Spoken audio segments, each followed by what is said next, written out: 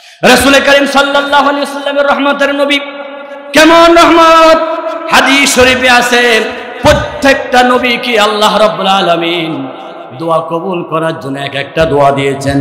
তুমি যেটা দোয়া করবা সেটা আমি কবুল করে নেব। কিন্তু প্রত্যেকটা নবীরা সেই দোয়াটা দুনিয়ার মধ্যে করে ফেলেছেন। লিকুল্লি নবিয়্যিন দাওয়াতুন মুস্তাজাবা, হাদিস সাক্ষী। নূহ আলাইহিস সালাতু ওয়াস সালামকে আল্লাহ বলেন এমন একটা দোয়া করো, করার সাথে সাথে আমি কবুল করে নেব। নূহ আলাইহিস সালাতু ওয়াস সালাম 950 বছর পরে আল্লাহর কাছে দোয়া করলেন। আল্লাহ তেরা জাতিরা কত কষ্ট দিয়েছে। রব্বিনা তাযার আলাল আরদি মিনাল কাফিরিনা দাইয়ারা, একজন কাফের আন্ডা বাচ্চাকে রাখবেন না, সবাইকে ধ্বংস করে দেন।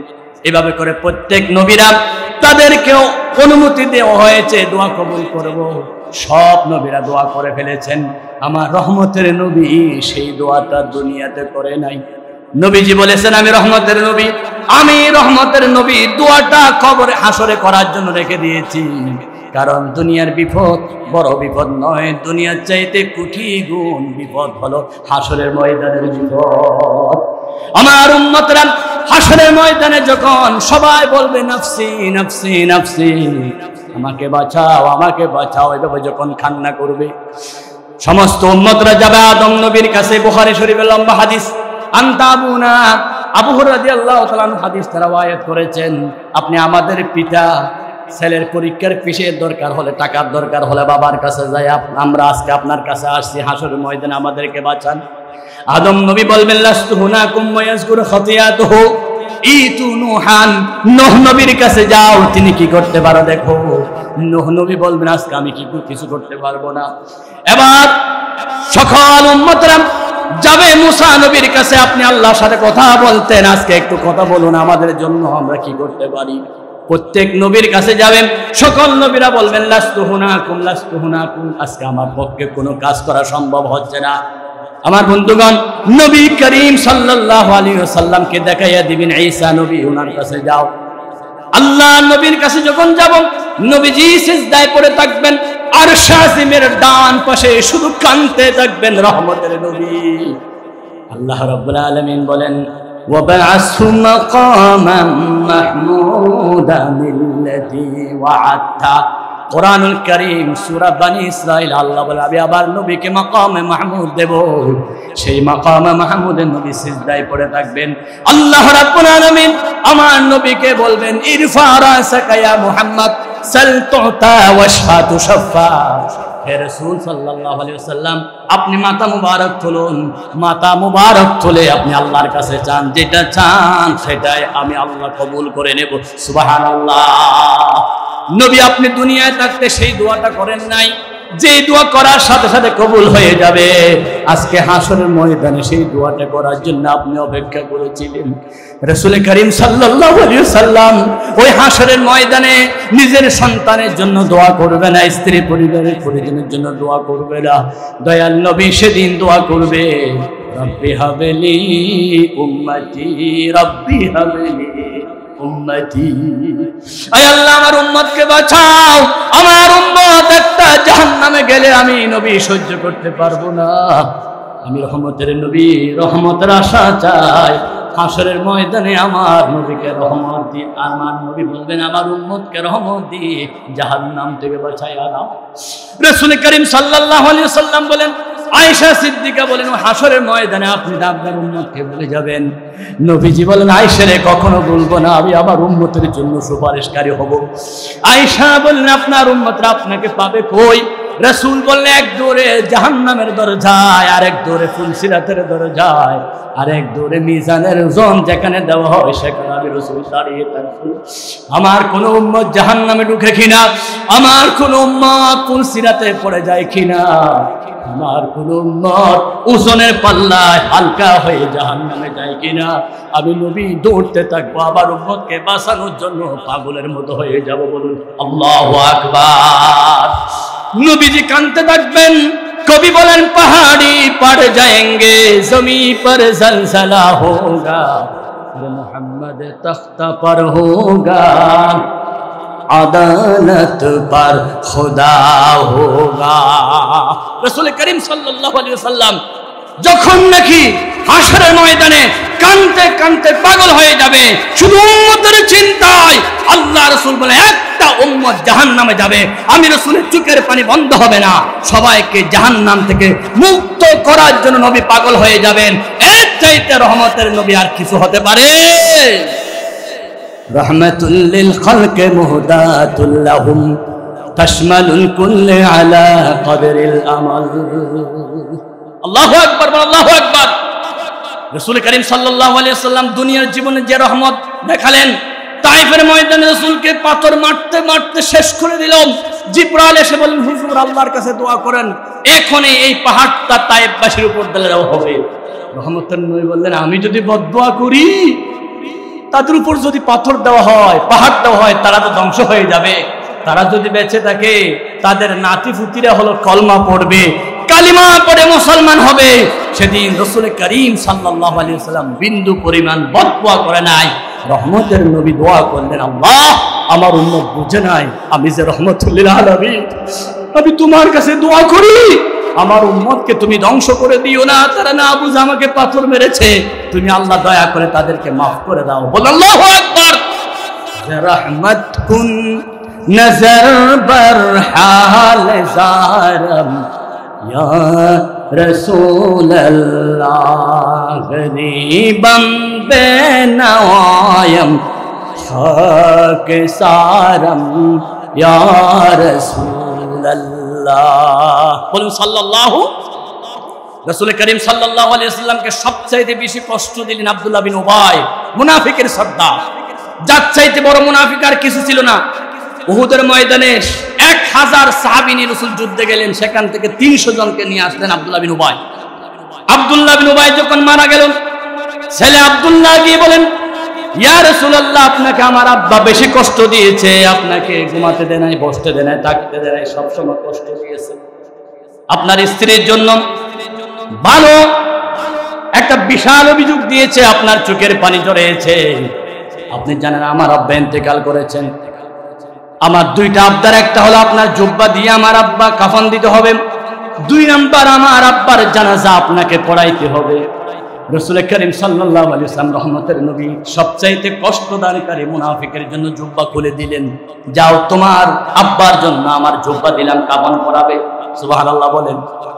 রাসূলুল্লাহ জানাজা পড়াতে যাচ্ছেন, হযরত ওমর রাদিয়াল্লাহু তাআলা টান ধরেন, না জানাজা পড়াতে দেব না এই মুনাফিকের, কারণ আপনি যদি জানাজা পড়ান তাহলে সবাই মুনাফিককে ভালো বলবেন।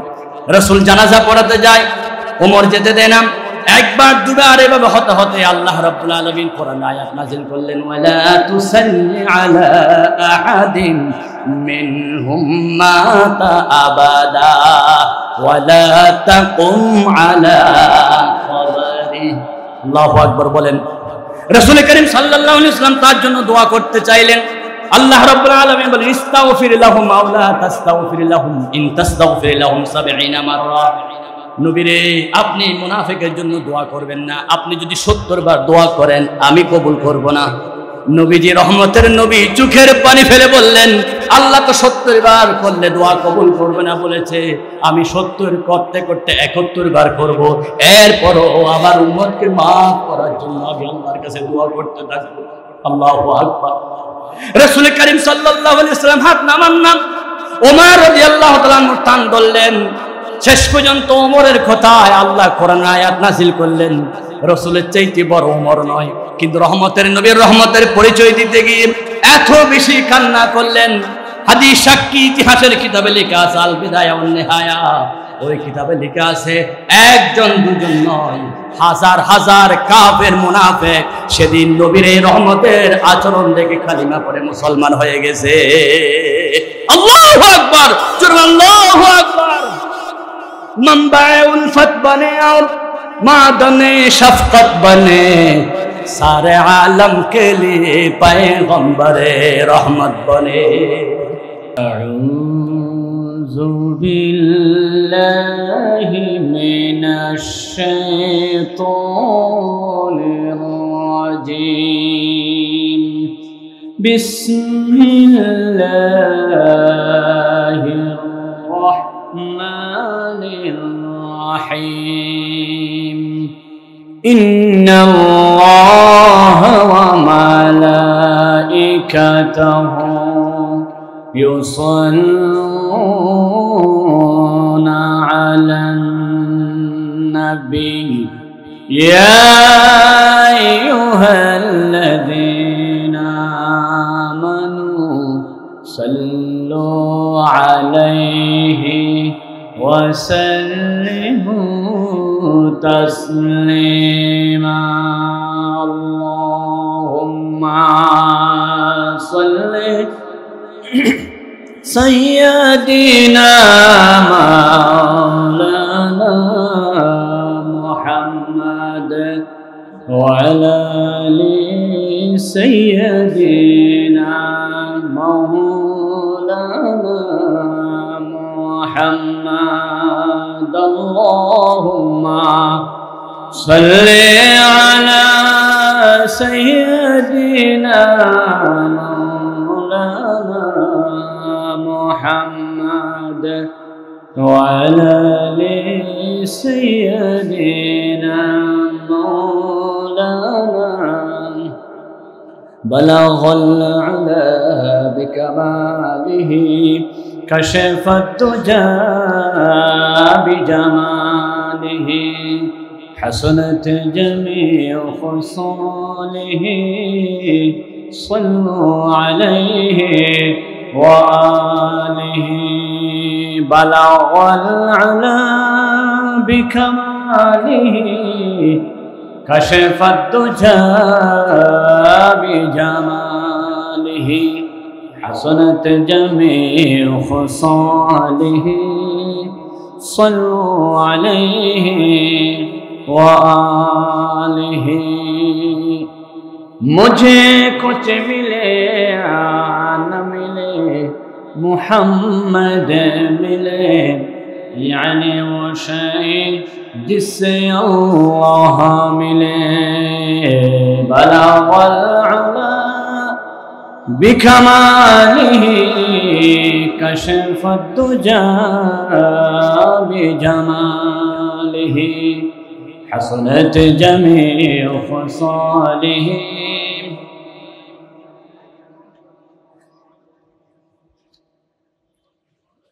বাবুল ইসলাম চট্টগ্রামের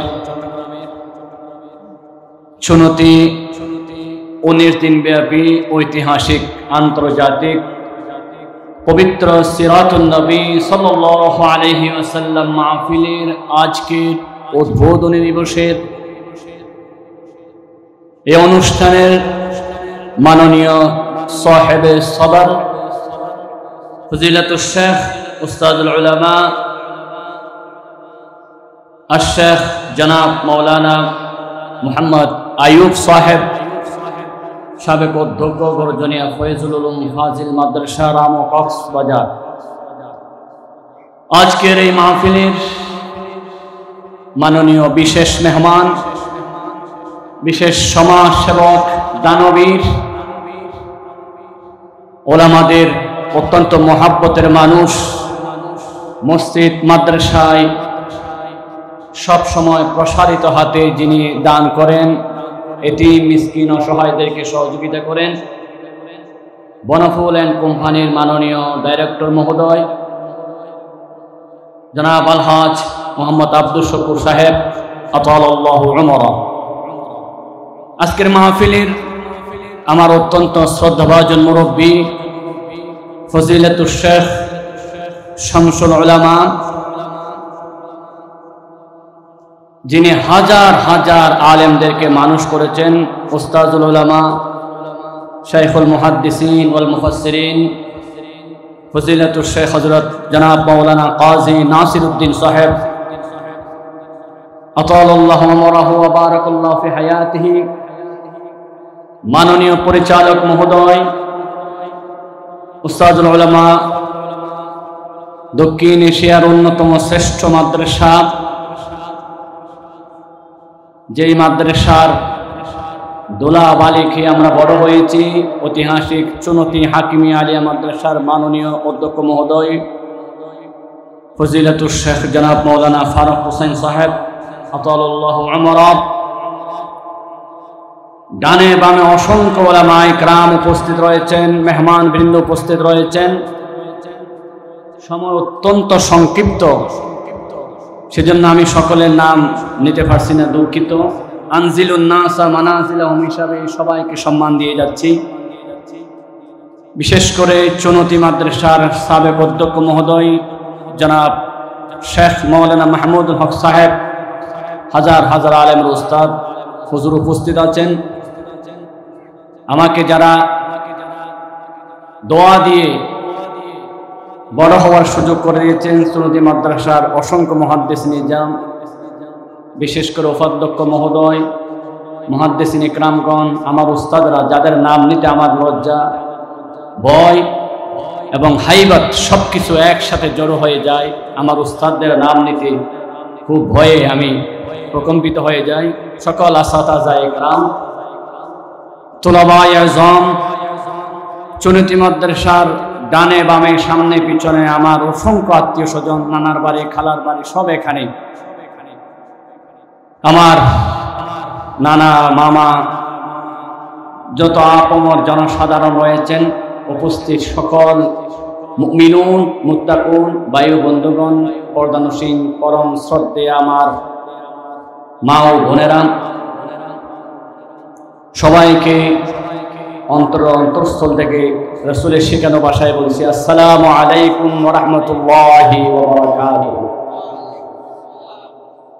জিন্দাদের সকলকে স্মরণ করে আমি মাহফিলের সূচনা লগ্নে শ্রদ্ধা সহিত, যিনি আজীবনের জন্য মাহফিলের সভাপতি হিসাবে স্মরণীয় বরণীয় হয়ে থাকবে, যদিও বা সশরীরে আমাদের মাঝে উপস্থিত নাই, পাশে শুয়ে আছেন এই মাহফিলের প্রবর্তক, এশিয়ার অন্যতম শ্রেষ্ঠ ওলিকুল শিরোমণি, আধ্যাত্মিক জগতের রাহবর হযরত শাহ সুফি রাহমাতুল্লাহি তাআলা আলাইহি, যাকে সবাই শাহ শাহ হুজুর হিসেবে চিনেন, আমার নানা যান জনাব মরহুম পীর সাহেব হুজুর রাহমাতুল্লাহ আলাইহি সহ সকল মুর্দাদের প্রতি আমরা সালাম জানাই। সকলে বলি আসসালামু আলাইকুম ইয়া আহলাল কবুর। আমি শ্রদ্ধার সহিত স্মরণ করি শাহ শাহ হুজুরকে, আল্লাহ ওনার রফে দরজাত করে দিন। বাংলাদেশের জন্য শ্রেষ্ঠ মাহফিল উপহার দিয়ে গিয়ে কেরামত, হয়তো কিয়ামত পর্যন্ত জারি রেখেছেন, জারি থাকবেন ইনশাআল্লাহ। এই সিরাতুন নবী উসিলায় আল্লাহ রাব্বুল আলামিন শাহ শাহ হুজুরকে জান্নাতের আলা মাকাম, জান্নাতুল ফেরদাউসের উচ্চ মাকামে স্থান করে দিক। আমরা সবাই বলি আমিন। উপস্থিত হয়েছেন আমাদের উস্তাদ চুনতি মাদ্রাসার সাবেক অধ্যক্ষ মহোদয়, আমার অত্যন্ত পরম শ্রদ্ধেয় মুরব্বী ফজিলতুল শেখ জনাব মাওলানা হাফিজ আহমদ খোকন সাহেব, আতাল্লাহু আমরাহু ওয়া বারাকাল্লাহু ফি হায়াতিহি। শুরুতেই আল্লাহর দরবারে লাখ কোটি শুকরিয়া আদায় করছি যে আল্লাহ রাব্বুল আলামিন অত্যন্ত দয়া করে মেহেরবানি করে আমার মতো একটা ছোট্ট নগণ্য গোলামকে আন্তর্জাতিক এই বিশাল মাহফিলের খেদমতের জন্য কিছুক্ষণের জন্য কবুল করেছেন। সেই মুনিবের দরবারে শুকরিয়া আদায় করি, বলি আলহামদুলিল্লাহ। লাখ কোটি দরুদ সালাম কায়নামদার মদিনার তাজদার, উভয় জাহানের কর্ণধার, হাম গুনহগারোं की শফাআতগার, রহমতের কান্ডারি নবী মুহাম্মদ রাসূলুল্লাহ, সবাই বলি সাল্লাল্লাহু আলাইহি ওয়াসাল্লামের প্রতি, যার শানে আল্লাহ রাব্বুল আলামিন নাযিল করেছেন ওয়ামা আরসালনাকা ইল্লা রাহমাতাল লিল আলামিন। সেই নবীজির প্রতি লাখ কোটি সালাম জানায়া দরুদ পড়ে সবাই বলি সাল্লাল্লাহু আলাইহি ওয়াসাল্লাম। সবাই জবান খুলে বলুন সাল্লাল্লাহু আলাইহি ওয়াসাল্লাম। সাথে সাথে স্মরণ করছি 570 খ্রিস্টাব্দে আল্লাহ নবী দুনিয়ায় তশরীফ আনার পর থেকে রাসূলুল্লাহ দ্বীনের প্রচার করা থেকে আজ পর্যন্ত দ্বীনের জন্য, কোরআনের জন্য জমিনে যারা শাহাদাত বরণ করেছেন, ইসলামের প্রথম শহীদ হযরত সুমাইয়া রাদিয়াল্লাহু তাআলা আনহা থেকে শুরু করে বাংলাদেশের আলেম জগতের অহংকার, অন্যতম শ্রেষ্ঠ শহীদ, যাকে চিকিৎসার নাম দিয়ে হাসপাতালে ঢুকায়া বিষ প্রয়োগ করে জালেম সরকার গোপন শাহাদতের নজরানা দিয়ে যাকে শহীদ করেছেন বিশ্ব মুফাসসির আল্লামা সাঈদী সাহেব হুজুর রাহমাতুল্লাহ আলাইহি সহ সকল শুহাদা একরামের আত্মার মাগফিরাত কামনা করছি। বিশেষত 2024 সালে জুলাই বিপ্লবে শহীদ আবু সাঈদ, শহীদ মাহফুজ মুগ্ধ থেকে শুরু করে হেফাজতে ইসলামের অসংখ্য ছাত্রবৃন্দ যারা রক্ত দিয়েছেন, ইসলামী আন্দোলনের নেতৃবৃন্দ যারা হেসে হেসে ফাঁসির মঞ্চে গিয়ে জীবনকে বিলীন করে দিয়ে এই বাংলার জমিনে জালেমের কবল থেকে আমাদেরকে মুক্তি দিলেন, এবং জুলাই বিপ্লবে যতজন শাহাদত বরণ করেছেন সকল শুহাদা একরামের আত্মার মাগফিরাত কামনা করে শুরু করেছি আমার নির্ধারিত বিষয়। পরিচালক মহোদয়ের জবানে শুনেছেন কোরআন শরীফের একটি আয়াত আমাকে বিষয় দেওয়া হয়েছে। কোরআন শরীফ হচ্ছে সর্বমোট 114 সূরা, আমার বিষয়তে রয়েছে 22 নম্বর সূরায়। কোরআন শরীফের টোটাল পারা সংখ্যা 30, আমার বিষয় রয়েছে 17 নম্বর পারায়। সূরাটার নাম হচ্ছে সূরাতুল আম্বিয়া, যে সূরার আয়াত সংখ্যা হচ্ছে 112, যেই সূরার রুকু সংখ্যা হচ্ছে 7। সূরাটি মাক্কি সূরা, এই সূরার 107 নম্বর আয়াত, ওয়ামা আরসালনাকা ইল্লা রাহমাতাল লিল আলামিন। সর্বশেষ রুকুর সূরাতুল আম্বিয়ার 107 নম্বর আয়াত আমাকে বিষয়ে ধরিয়ে দেওয়া হয়েছে। আয়াত শুনে মনে হচ্ছে খুব সংক্ষিপ্ত, কিন্তু আমি তো মানুষ ছোট, বয়সে, এলমে, যোগ্যতা, চতুর্দিক থেকে সবচাইতে ছোট। এই মাহফিলে যত আলেম আসবেন সবার চাইতে ছোট, কিন্তু বিষয়টা অনেক বড়। আটলান্টিক মহাসাগর থেকে আঙ্গুল দিয়ে পানি তুললে এক ফোঁটা পানি উঠবে। সেই কোরআনে কারীমের এই আয়াতের বিষয় নিয়ে আলোচনা করতে গেলে আটলান্টিক সাগর থেকে আমি শুধু 1 ঘন্টায় এক ফোঁটা পানির মতো করে সামান্য আলোচনা করতে পারবো। তাও যদি আল্লাহর রহমত হয়, আপনাদের দোয়া, মুরব্বীদের দোয়া, বিশেষ করে অনেক মুরব্বীর হাজির হয়েছেন, একটু আগে হাজির হয়েছেন ওলামা জগতের অহংকার, ওলামা বিভাগের মাননীয় সভাপতি মহোদয় তাজুল ওলামা শামসুল ওলামা জনাব মৌলানা আলহাজ মুমতাজুর রহমান সাহেব, তোলাবায়ে সাবেকিন চুনতি মাদ্রাসার মাননীয় সভাপতি মহোদয়, এভাবে অসংখ্য মুরব্বীরা ডানে বামে হাজির হয়েছেন। সকলের দোয়া, আমি ভিক্ষুকের মতো আপনাদের কাছে দোয়া চাই, আল্লাহর রহমত চাই। এই বিষয়ের আলোকে কথা বলতে গেলে প্রথমে আমাদেরকে শাব্দিক অনুবাদ জানতে হবে। ওয়া হচ্ছে হরফ আতফ এবং মা হচ্ছে হরফে নফি। মা মানে না, আরসালনা এটা হচ্ছে ফাইল, আমি প্রেরণ করেছি। কা আপনাকে, আপনাকে মানে নবী মুহাম্মদ রাসূলুল্লাহ সাল্লাল্লাহু আলাইহি ওয়াসাল্লামকে। তার অর্থ হচ্ছে আমি প্রেরণ করি নাই, যেহেতু নফি দিয়ে শুরু হয়েছে। ওমা আরসালনাকা, আমি আপনাকে প্রেরণ করি নাই। ইল্লা হরফে ইস্তিসনা,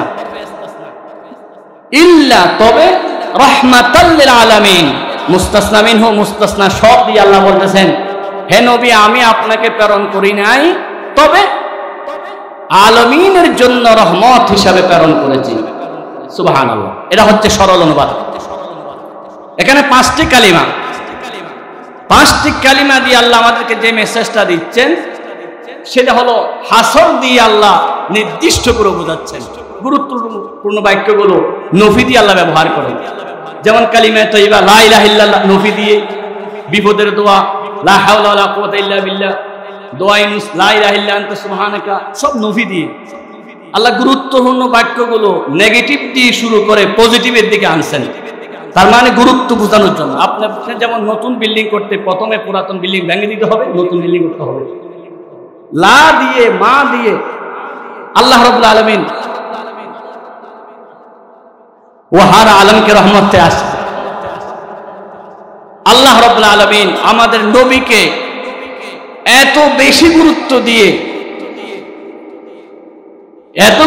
দিয়ে আল্লাহ রাব্বুল আলামিন জানিয়ে দিলেন, হে নবী, আমি আপনাকে প্রেরণ করি নাই, তবে আপনি হচ্ছেন রাহমাতাল লিল আলামিন।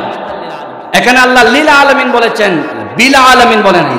লিল আলামিনের দ্বারা লামের 22টি অর্থ, তার মধ্যে একটি অর্থ হচ্ছে আল্লাহ লিতামলিক, মিল্কিয়ত বোঝানোর জন্য। রাসূল করিম সাল্লাল্লাহু আলাইহি ওয়াসাল্লামকে আল্লাহ দুনিয়া আখিরাত জান্নাত সবকিছুর মালিক বানাইয়া দিলেন। অন্যান্য নবীরা হচ্ছেন বিল আলামিন। বিল মানে বা হচ্ছে লিতাবঈস, কিছু অংশের জন্য। আদম নবী কিছু এলাকার জন্য, নূহ নবী কিছু এলাকার জন্য, ইব্রাহিম নবী কিছু এলাকার জন্য, সকল নবী এলাকা ভিত্তিক। আর আমাদের নবী হচ্ছেন কোন এলাকা ভিত্তিক নয়, সব জায়গার জন্য আলামিন। আলামিনের তাফসীরের মধ্যে অসংখ্য তাফসীর রয়েছে। তাফসীরুর রুহুল বায়ানিতে আসে ৮০,০০০ জগৎ। তাফসীরুর রুহুল বায়ানিতে আছে মা সিওয়াল্লাহ, আল্লাহ ছাড়া যত কিছু আছে সব হচ্ছে আলামিন। আল্লাহ ছাড়া যা আছে, দুনিয়া এক আলম, আখিরাত এক আলম। প্রথম আলম হচ্ছে আলমে আরওয়াহ, আলমে দুনিয়া, আলমে বারজাখ, আলমে আখিরাত। এভাবে অসংখ্য আলেম। আলেমের বাংলা হচ্ছে জগৎ। একটা দুইটা জগৎ নয়, হাজার হাজার জগৎ। যেমন পৃথিবী একটা জগৎ, সূর্য আরেকটা জগৎ। সেই সূর্য জগৎ হলো পৃথিবীর চাইতে, সূর্য হচ্ছে কত 9-13 লক্ষ গুণ বড় পৃথিবীর চাইতে সূর্য। সূর্য এক জগৎ। সূর্যের চাইতে বিশাল বিশাল তারকাগুলো এক এক জগৎ। পৃথিবী এটা একটা ছোট্ট সৌরজগতের সামনে। পৃথিবী থেকে বিশাল হচ্ছে সূর্য। সূর্যকে খেয়ে ফেলতে পারে অনেক জগৎ আছে, গ্লাস কি। আবার এগুলোকে খেয়ে ফেলতে পারে অনেক জগৎ আছে, ব্ল্যাক হোল। এটা উপরের দিকে। নিচের দিকে পানির জগৎ, সাগরের জগৎ। কয় জগতের কথা বলবো, সময় খুব সংক্ষিপ্ত। সংক্ষেপ কথা হচ্ছে আল্লাহ রাব্বুল আলামিন যত জায়গার জন্য রব, রাসূল করিম সাল্লাল্লাহু আলাইহি ওয়াসাল্লাম তত জায়গার জন্য রহমত। এটা হচ্ছে সংক্ষেপ কথা। সেজন্য আল্লাহ রাব্বুল আলামিন কোরআন শুরু করে দিয়ে বলেন, আলহামদুলিল্লাহি রাব্বিল আলামিন। রব্বিল আলামিন, তিনি হচ্ছেন, আল্লাহ হচ্ছেন সকল জগতের রব। আর রাসূল হচ্ছেন ওমা আরসালনাকা ইল্লা রাহমাতাল লিল আলামিন। আল্লাহ হচ্ছেন সকল জগতের জন্য রব, রাসূল হচ্ছেন সকল জগতের জন্য রহমত। ইন হুয়া ইল্লা যিকরুল লিল আলামিন। কোরআন হচ্ছে যিকরুল লিল আলামিন, আল্লাহ হচ্ছে রব্বুল আলামিন, রাসূল হচ্ছেন রাহমাতাল লিল আলামিন। जहां तक है रुबूबियत खुदा की वहां तक है नबूवत मुस्तफा की। যত জায়গায় আল্লাহর ক্ষমতা রব হিসাবে, তত জায়গায় রাসূলের ক্ষমতা রহমত হিসাবে। সুবহানাল্লাহ, কি শান আল্লাহ রাব্বুল আলামিন নবীকে দিলেন। আমার ভাইয়েরা, আমরা আলামিনের ব্যাখ্যা সংক্ষিপ্ত বুঝলাম, এবার বুঝি রহমতের ব্যাখ্যা। রহমত হচ্ছে আল্লাহর দয়া। আল্লাহ যে কত বড় দয়াবান। আল্লাহ কোরআন শরীফের শুরু করতে আল্লাহর দয়ার কথা বলেছেন, বিসমিল্লাহির রহমানির রহিম। শুরু করি সেই আল্লাহর নামে যিনি রহমান, যিনি রহিম। আবার সূরা ফাতিহা শুরু করেছে রহমানের কথা বলেছেন, আলহামদুলিল্লাহি রাব্বিল আলামিন। রহমানের মূল অক্ষর র হা মিম, রহিমের মূল অক্ষর র হা মিম। এটাকে আরবিতে মাদ্দা বলা হয়। রহমতের মূল অক্ষর হচ্ছে র হা মিম। আল্লাহ যেই শব্দ দিয়ে রহমান, রাসূল সেই শব্দ দিয়ে রাহমাতাল লিল আলামিন। আল্লাহ রাব্বুল আলামিন কেমন রহমান বলে শেষ করা যাবে না। মাথার চুল থেকে পায়ের নখ পর্যন্ত সব হলো আল্লাহর রহমত। চোখ আল্লাহর রহমত, কান আল্লাহর রহমত। পৃথিবীতে যা কিছু দেখি, আসমান আল্লাহর রহমত, জমিন আল্লাহর রহমত, সাগর আল্লাহর রহমত, পৃথিবীতে যা কিছু আছে সব আল্লাহর রহমত। আল্লাহ রাব্বুল আলামিন বলেন, ইন্না রাহমাতি ওয়াসিআত কুল্লা শাই। আমার রহমত পৃথিবীর সবকিছুকে ঘিরে রেখেছে। আল্লাহ রহমত যে কত বেশি একজন মানুষ চিন্তা করে দেখুন। আপনাকে আল্লাহ যে নিয়ামতগুলো দিলেন, দিনই কমপক্ষে 5 লক্ষ টাকার অক্সিজেন আমরা গ্রহণ করি, আল্লাহ রহমত। এই যে ফুসফুসে আছে, একটা যদি ছিদ্র হয় কোটি টাকা দিয়ে আর ভালো হবে না। আল্লাহ রহমতে আল্লাহ আমাদেরকে ফুসফুস দিলেন, কিডনি দিলেন, লিভার দিলেন, হার্ট দিলেন, কিডনি দিলেন। এক একজন মানুষের শরীরে কমপক্ষে 3 কোটি 4 কোটি টাকার নিয়ামত শুধু আল্লাহ রহমত আছে। সুবহানাল্লাহ। আল্লাহ রাব্বুল আলামিনকে জিজ্ঞাসা করি, আল্লাহ তোমার সব রহমত সবচাইতে বড় রহমত কোনটা? আল্লাহ রাব্বুল আলামিন বলেন, আমার সবচাইতে বড় রহমত সূরাতুল আলে ইমরান 166 নম্বর আয়াতে বলেন, লাকাদ মান্নাল্লাহু আলাল মুমিনিন ইয বা'আসা ফীহিম রাসূলা। বুঝার আগে বলেন আল্লাহু আকবার। আল্লাহর সবচাইতে বড় রহমত, লামে তাকিদ এবং কদ দুটো দিয়ে বলতেছে লাকাদ, অবশ্যই অবশ্যই। আল্লাহর বড় রহমত কি? মান্নাল্লাহু আলাল মুমিনিন, মুমিনদের উপর আমি দয়া করেছি। ইস হরফে শর্ত উসতুর মাহযুব, যখন প্রেরণ করেছেন আল্লাহ রাসূলান আত-তানওয়িনুল লিত-তাযীম, এমন একটা রাসূল দিলেন যে রাসূল মানুষকে অশান্ত থেকে শান্তর দিকে আনলেন, মানুষকে মারামারি থেকে নিরাপত্তার দিকে আনলেন, জাহান্নাম থেকে জান্নাতের দিকে আনলেন। সেই রাসূলই হচ্ছে আল্লাহর সবচাইতে বড় রহমত। সুবহানাল্লাহ। রাসূল যে কত বড় রহমত আল্লাহ রাব্বুল আলামিন বলেন, আল্লাহ রাব্বুল আলামিন বলেন, ওয়াজকুরু নি'মাতাল্লাহি আলাইকুম ইয কুনতুম আ'দাআন ফাআল্লাফা বাইনা কুলুবিকুম فأصبحتم بنعمته إخوانا وكنتم على شفا حفرة من النار فأنقذكم منها। কুরআনুল কারীম পারা নম্বর হলো 4, সূরার নাম হচ্ছে আলে ইমরান, পৃষ্ঠা নম্বর হলো 2, আয়াত নম্বর হলো 103। আল্লাহ বলেন, আমার নবী কত রহমত। ওয়াজকুরু নি'মাতাল্লাহি আলাইকুম, আমার নবী কত বড় নিয়ামত। দেখো, আমার নবী আসার আগে তোমরা একে অপরের দুশমন ছিল। আউস খাজরাজ গোত্র মানুষ মারার জন্য পাগল ছিল। মাইক ইসরাইল, তাদের মূল সূত্র ছিল ক্ষমতা যার, শক্তি তার। ওয়ার ওমেন এন্ড ওয়াইন, নারী মদ যুদ্ধ তাদের মূল হাতিয়ার ছিল। এমন একটা জাহেলি যুগের পৃথিবীর ইতিহাসের সবচাইতে নিকৃষ্ট জানোয়ার, যারা নিজের মায়ের সাথে জানা করতে দ্বিধা করত না, যারা মেয়ের পেটে চুরি ঢুকাইয়া দিত, যারা পানির মতো মদ পান করত, যারা হাহাকার ছিল, সুদের মধ্যে যারা লিপ্ত ছিল, রাত দিন যারা মারামারি কাটাকাটির মধ্যে ছিল।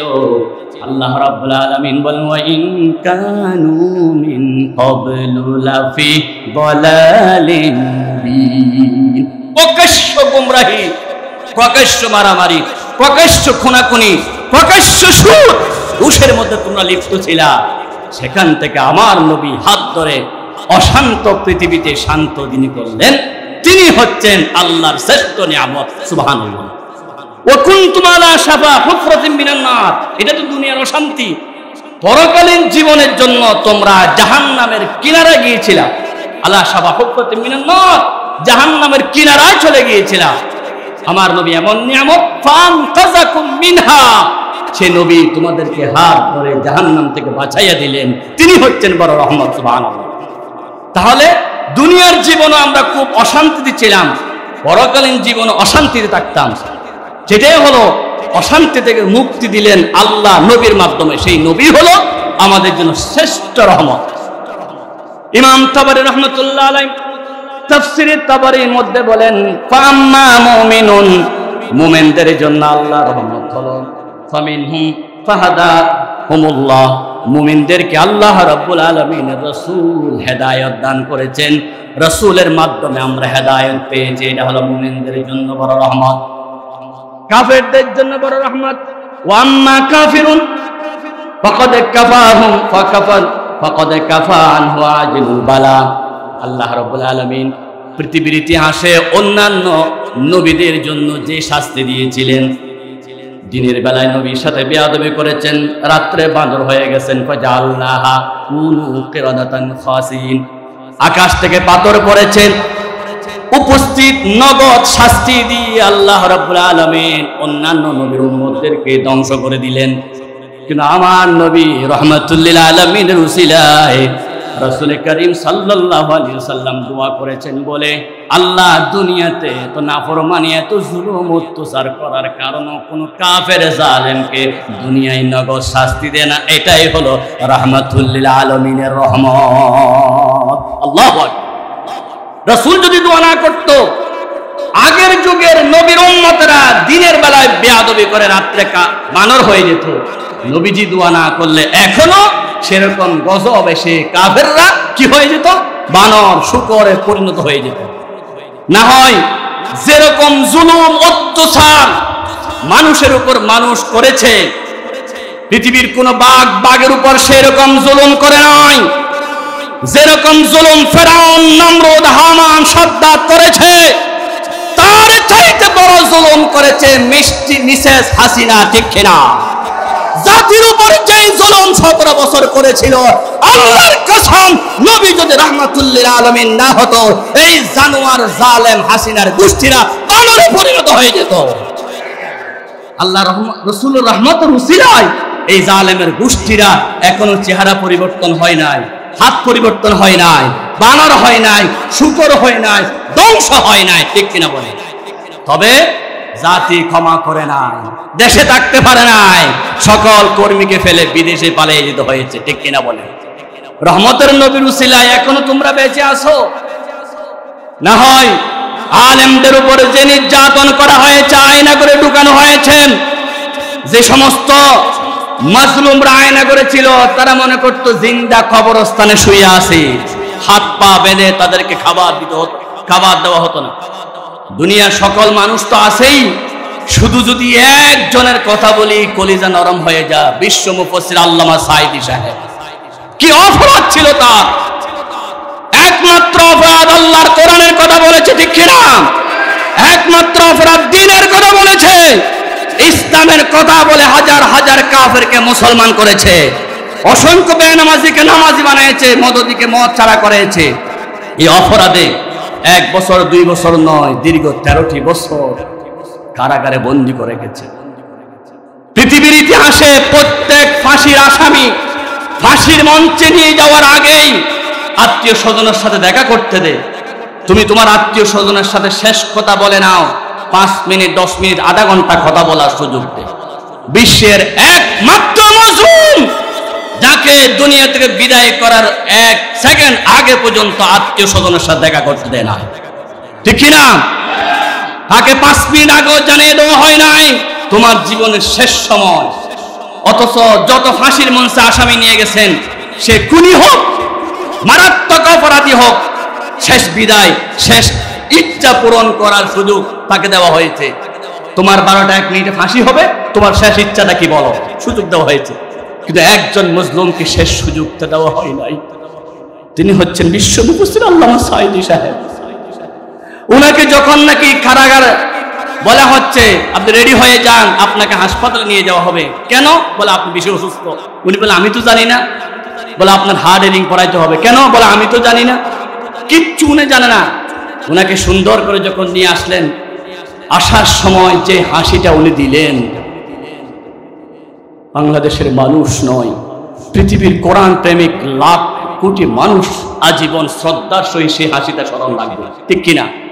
উনি একটা হাসি দিয়ে বিশ্ববাসীকে জানাইয়া দিলেন।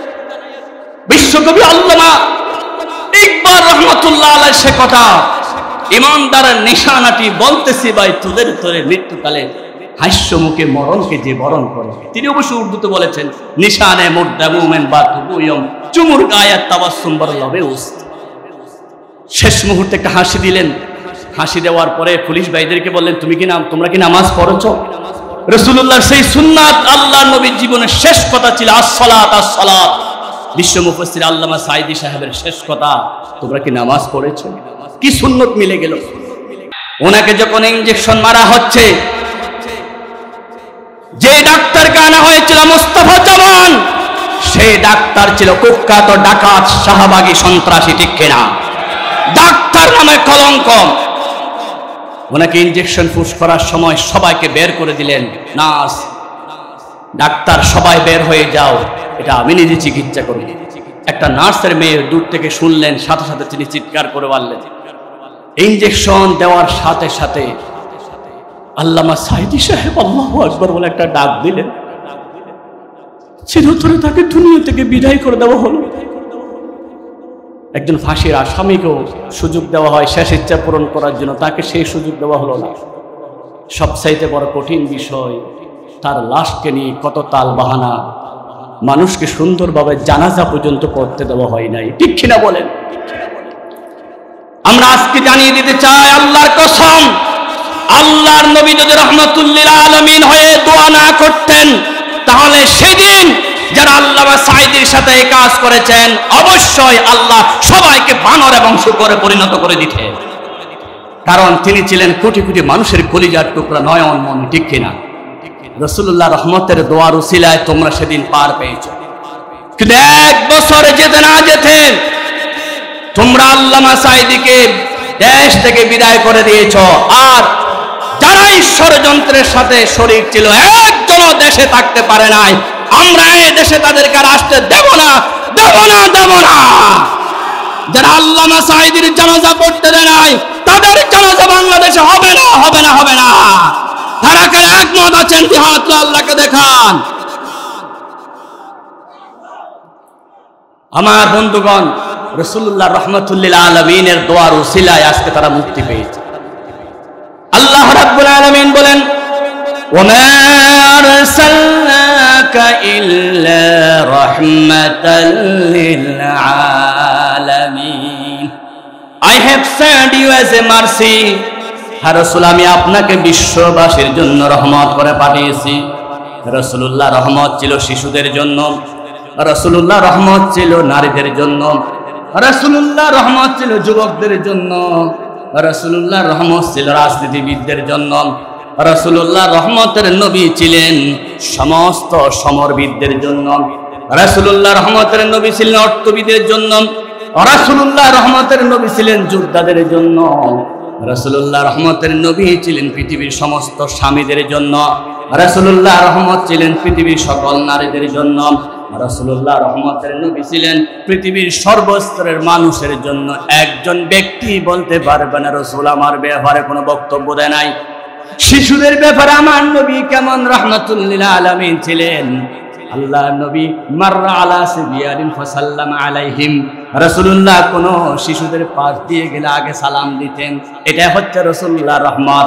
আজকে আমরা দেখে থাকি কখন তারা সালাম দিবে, বাইরে আমরা দেখবো না, আগে সালাম দিব। এটা হচ্ছে রাসূলুল্লাহর রহমত। শিশুদের জন্য 2 নাম্বার নবীর রহমত। আল্লাহ নবী যেখানে যেতেন শিশুদের মাথায় হাত বুলাইয়া দিতেন। রাসূলুল্লাহ বলতেন, আসবিয়ানু মিন রায়হানিল জান্নাহ, শিশুরা হচ্ছে জান্নাতের ফুল। রাসূলুল্লাহ যারা ইমামতি করতেন তাদেরকে বলে দিতেন, কোন শিশু কান্না করলে নামাজ সংক্ষিপ্ত করো, কারণ কোন শিশু যদি কান্না করে আমি রাসূল কষ্ট পাই। আমার নবী নামাজের মধ্যে নামাজ সংক্ষিপ্ত করে শিশুদের জন্য নামাজকে সংক্ষেপ করে দিতে। এটা হচ্ছে রাহমাতুল লিল আলামিন। ইমাম হাসান হোসেনকে রাসূলুল্লাহ চুমু দিতেন, শিশুদেরকে আদর করতেন, চুম্বন খেতেন। আকরা বিন হাবিস বলেন, ইয়া রাসূলুল্লাহ আমার 10টা শিশু, ইন্নালি 10, আমার 10টা শিশু আছে, আমি তো চুম্বন করি না। রাসূলুল্লাহ বলেন, যেই ব্যক্তির অন্তরে দয়া নাই আল্লাহ তার প্রতি দয়া করে না।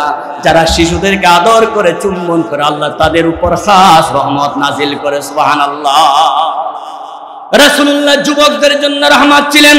আল্লাহর হাবিব যুবকদেরকে তো ভালোবাসতেন। রাসূল করিম সাল্লাল্লাহু আলাইহি সাল্লাম যুবক অবস্থায় পৃথিবীর সকল যুবককে এক করার জন্য হেল্পফুল ফজল সংগঠন করেছিলেন। নবীজি মসজিদে ভাষণ দিয়েছেন, একজন যুবক পিছনে আসলেন, জায়গা পেল না। রাসূলুল্লাহ পাকড়ি মুবারক করে নিক্ষেপ করে দিলেন, যুবক তুমি বসো, কারণ তোমারকে সম্মান আল্লাহ দিয়েছেন। ওই যুবক হযরত জারির রাদিয়াল্লাহু তাআলা আনহু রাসূলুল্লাহর চাদর মুবারক নিয়ে বুকে লাগালেন, চুমুকে লাগলেন। আর বললেন আকরামাকাল্লাহু ইয়া রাসূলুল্লাহ কামা আকরামতানি, নবীজি আপনি আমাকে সম্মান দিয়ে চাদর নিক্ষেপ করে দিলেন, আমি আপনার চাদরে বসার সাহস নাই, আপনি আমাকে যেভাবে সম্মান দিলেন আল্লাহ রাব্বুল আলামিন আপনার সম্মান বৃদ্ধি করে দিন। বলুন আল্লাহু আকবার। রাসূলুল্লাহ বলেছেন উসিকুম বিশাবাবে খায়রা, যুবকদের জন্য ভালো আচরণ করতে আল্লাহ রাব্বুল আলামিন আমাকে ওসিয়ত করেছেন। ও যুবক, পৃথিবীর ইতিহাসে কোন নেতার পিছনে ঘুরো, অমুক নেতা তমুক নেতা, 1000 বছরের নেতার কথা বাদ দাও, সেই নেতা তোমাদেরকে তালাক দিয়ে দিল্লি পালিয়ে গেছে। এক নেতার অনুসারী হয়ে যাও, সেই নেতা হল আমার নেতা, তোমার নেতা বিশ্বনবী মুস্তাফা। যুবকরা যখন দেখবেন, যুবকরা যখন রাসূলুল্লাহর অনুসরণ করবেন, যুবকরা ঐক্যবদ্ধ হয়ে আল্লাহ রাসূলের রহমত প্রাপ্ত হয়ে যখন রাসূলের পক্ষে কাজ করবে, ইনশাআল্লাহ বাংলাদেশে ইসলাম বিজয় হবে হবে হবে, ঠিক না? পৃথিবীর ইতিহাসে যত বিজয় আছে সমস্ত বিজয় যুবকের অবদান। 52 সালে ভাষা আন্দোলনের বিজয় যুবকের অবদান, 71 সালে দেশের বিজয় যুবকের অবদান, 90 সালে স্বৈরাচারের পতনের জন্য ভূমিকা রেখেছে যুবকের অবদান। সবচাইতে বড় বিজয় বাংলাদেশের 2024 সালে জুলাই অভ্যুত্থানের বিজয়।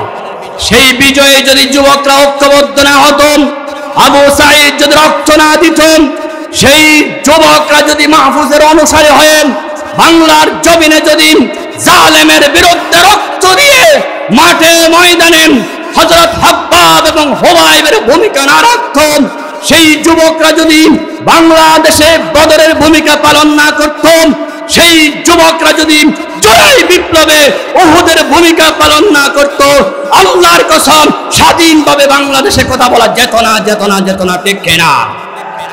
যুবকরা ঐক্যবদ্ধ হয়েছে বলেই জুলাই বিপ্লবে আমরা শান্তি পেয়েছি, স্বাধীনতা পেয়েছি, ঠিক না? এখন যুবকদেরকে বলি, আজে বাজে নেতার পিছনে ঘোরা বন্ধ করুন। বিশ্ব মুফাসসির আল্লামা সাঈদী সাহেব একটা কথা বারবার বলতেন, যেই মিছিলে যেই মিটিং এ নারায়ে তাকবীরের স্লোগান দেওয়া যাবে না, সেরকম রাজনীতি করা মুসলমানদের জন্য হারাম, হারাম, হারাম, ঠিক না? যে রাজনীতির নেতা শরিয়া আইন মানে না, সেই নেতাকে বাংলাদেশের জনগণ মানতে পারে না। যে রাজনীতির নেতা মৌলবাদের দোহাই দিয়ে আলেমদেরকে কটাক্ষ করে, সেই নেতাকে বাংলাদেশের যুবকরা 3 তালাক দিতে চায়।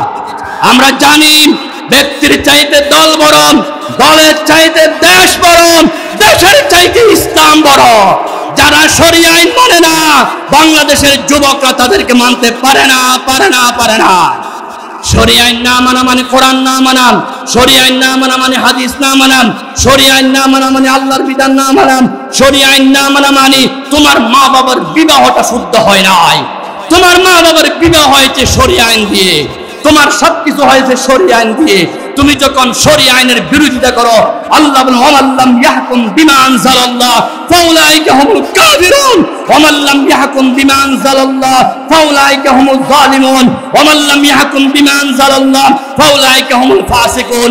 যারা শরিয়া আইন মানে না তারা ফাসিক, যারা শরিয়া আইন মানে না তারা কাফের, যারা শরিয়া আইন মানে না তারা জালেম।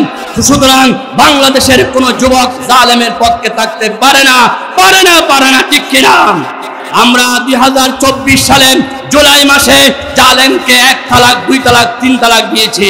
শরিয়া আইনের বিরুদ্ধে বলার কারণে, কোরআনের বিরুদ্ধে বলার কারণে, হাদিসের বিরুদ্ধে বলার কারণে, ইসলামের বিরুদ্ধে বলার কারণে, আলেম ওলামার বিরুদ্ধে বলার কারণে বাংলাদেশে যেই জালেমকে তালাক দেওয়া হয়েছে, সেই জালেমের বক্তব্যের অনুযায়ী যারা বক্তব্য দিবে তাদেরকে আমরা ছাড় দিতে পারি না, পারি না, পারি না, পারি না, ঠিক কিনা বলেন? শরিয়া আইনের বিপক্ষে যারা বলেন তাদের সাথে জিহাদ করার জন্য আমরা ঘরে বসে থাকতে পারি না। প্রয়োজনে হাত দিতে হলে হাত দিব, শরিয়া আইনের বিরোধীদের জন্য প্রয়োজনে চোখ দিতে হলে চোখ দিব।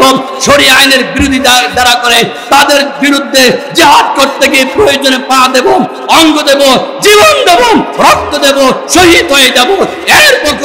এরপরেও শরিয়া আইনের পক্ষে কারা কারা থাকবো, জিহাদ আল্লাহকে দেখায়। আল্লাহ আমাদেরকে কবুল করেন, বলুন আমিন। তাহলে যুবকরা ঐক্যবদ্ধ হলে বাংলার জমিনে আবার কোরআন কায়েম হবে হবে হবে ইনশাআল্লাহ। বলুন ইনশাআল্লাহ। রাসূল করিম সাল্লাল্লাহু আলাইহি ওয়াসাল্লাম ছিলেন ব্যবসায়ীদের জন্য রহমত। আল্লাহর হাবিব বলেছেন আত-তাজিরুস সাদুকুল আমিন, সত্যকার ব্যবসায়ী যারা ব্যবসা করে সততা আমানতদারি সহিত কিয়ামতের দিন রাসূলের সাথে সোজা জান্নাতে চলে যেতে পারবে। সুবহানাল্লাহ। ব্যবসায়ীদের জন্য রাসূলুল্লাহ রহমত, আমার নবী রহমত হচ্ছে শ্রমিকদের জন্য। রাসূল করিম সাল্লাল্লাহু আলাইহি ওয়াসাল্লাম বলেছেন আতুল নাজির আল নাজিরা ক্বাবলা ইয়াজুফা ইরকাব। আল্লাহর হাবিব বলেন শ্রমিকের গাম শুকানোর আগে তাদের হক দিয়ে দাও, এটাই হলো শ্রমিকদের জন্য বড় রহমত। রাসূল করিম সাল্লাল্লাহু আলাইহি ওয়াসাল্লাম কর্মজীবীদের জন্য রহমত, যারা কাজ করে তারা আল্লাহর বন্ধু বলে আমার নবী ঘোষণা করলেন। নবীজি এতিমদের জন্য রহমত। আল্লাহর হাবিব বলেছেন আনা ওয়া কাফিলুল ইয়াতীমি ফিল জান্নাতি কাহাতাইন, কিয়ামতের দিন আমি এবং এতিমের অভিভাবক একসাথে জান্নাতে থাকব। সুবহানাল্লাহ। রাসূল করিম সাল্লাল্লাহু আলাইহি ওয়াসাল্লাম সমাজে রহমত কায়েম করার জন্য কি কি করেছেন দেখেন, মানব কল্যাণের জন্য কি কি করেছেন। আমার নবী সমাজে রহমত কায়েম করার জন্য 1 নাম্বার হিলকুল ফুজুল গঠন করলেন। 2 নাম্বার রাসূল করিম সাল্লাল্লাহু আলাইহি ওয়াসাল্লাম 40 বছর বয়সে কালিমার দাওয়াত দিলেন জাহান্নাম থেকে বাঁচানোর জন্য। দয়াল নবী রহমতের কায়েম করার জন্য হুদায়বিয়া সন্ধি করলেন, মদিনা সনদ কায়েম করলেন। রাসূল করিম সাল্লাল্লাহু আলাইহি ওয়াসাল্লাম বিদায় হজের ভাষণের মধ্যে বলেন লা ফাদলা আরবা আলা আজমি ওয়ালা আজমা আলা আরবি, কোন আরবির উপর আজমি, আজমির উপর আরবির কোনো ব্যবধান নাই। কুল্লুহুম মিন আদম ওয়া আদম মিন তুরাব। দয়াল নবী ঘোষণা করলেন সবাই আদমের সন্তান, আদম হলো মাটির থেকে তৈরি। সুবহানাল্লাহ। ভেদাভেদ দূর করে দিলেন, উঁচু নিচুর ফারাক দূর করে দিলেন। রাসূল করিম সাল্লাল্লাহু আলাইহি ওয়াসাল্লাম নারীর মধ্যে রহমত কায়েম করার জন্য আল্লাহর হাবিবের যুগে নারীদের উপর অত্যাচার করা হতো। দুনিয়াতে একজন নারী হয়ে জন্ম নিলে বাবার চেহারা কালো করে ফেলতেন। আল্লাহ রাব্বুল আলামিন বলেন কোরআনুল কারীমে সূরাতুন নাহলে ওয়া ইযা বুশিরা আহাদুহুম বিল উনসা যাল্লা ওয়াজহুহু মুসওয়াদ্দান ওয়া হুয়া কাযীব। রাসূল করিম সাল্লাল্লাহু আলাইহি ওয়াসাল্লামের যুগে কোন পিতাকে যদি বলা হতো তোমার একটা নারী সন্তান হয়েছে, চেহারা কালো করে ফেলতেন। আল্লাহর হাবিব এর যুগে শুধুমাত্র চেহারা কালো করে ফেলতেন না, ইয়াতাওয়ারা মিনাল কওমি মিন সুই মা বুশিরা বি। মানুষরা যখন নারী সংবাদ দিত এক জায়গায় চলে যেত আর বলতাম ইয়াদুসহু ফিত তুরাব, নারীর পিতা হয়ে দুনিয়া টাকার চাইতে মাটিতে, দুনিয়া থেকে মাটির নিচে চলে যাওয়া অনেক ভালো, এই কথা মনে করতো নারীর পিতারা। রাসূল করিম সাল্লাল্লাহু আলাইহি ওয়াসাল্লামের যুগে একজন সাহাবী বলেন হুজুর নারীর পিতা হওয়ার অসম্মানে ভয়ে আমি এক এক করে 8টা নারীকে হত্যা করে দিয়েছি। নাউযুবিল্লাহি মিন যালিক। একজন সাহাবী নবীর দরবারে এসে ক্রন্দন করে নবীজি বলেন মাজা তাবকি ইয়া রাসূলুল্লাহ, মাজা তাবকি ইয়া রাসূল। আমার সাহাবী কেন তুমি কাঁদো? হুজুর আপনি বলতেছেন কালিমা পড়লে সকল গুনাহ ক্ষমা হয়ে যাবে, আমি এমন একটা গুনাহ করেছি মনে হয় ক্ষমা হবে না। নবীজি বললেন কি করেছেন? আশরাকতা বিল্লাহ, তুমি কি আল্লাহর সাথে শিরিক করেছো? হুজুর তার চাইতে বড় গুনাহ আমি করেছি। রাসূল বলেন কি করেছো?